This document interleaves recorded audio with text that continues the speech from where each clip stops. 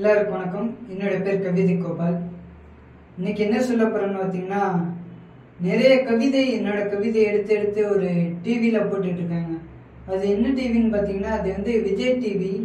அந்த டிவியில் மேலே கேஸ் கொடுக்க முடியாது அப்படின்ட்டு அது வந்து ஒரு பெரிய சேனல், பெரிய ஒரு நிறுவனம். அந்த சேனலில் என்னோட கவிதை எடுத்து எடுத்து போடுறாங்க. எதுக்காண்டின்னு எனக்கு தெரியல. எனக்கு வழி இல்லை, வசதி இல்லை, இவன் என்னத்தை போட போறான் அப்படிங்கிற ஒரு எண்ணமா என்னன்னு எனக்கு தெரியல.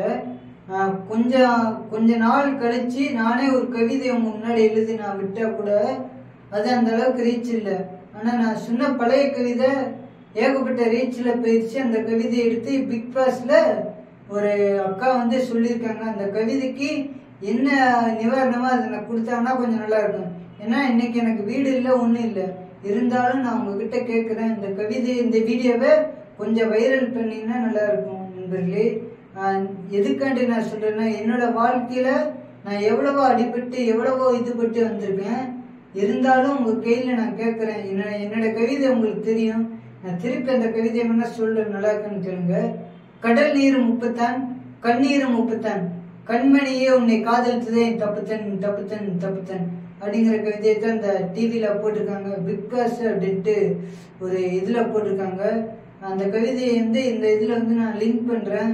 கொஞ்சம் சப்போர்ட் பண்ணுங்க நண்பர்களே. நன்றி, வணக்கம். இப்படி உங்கள் கவிதை கோபால்.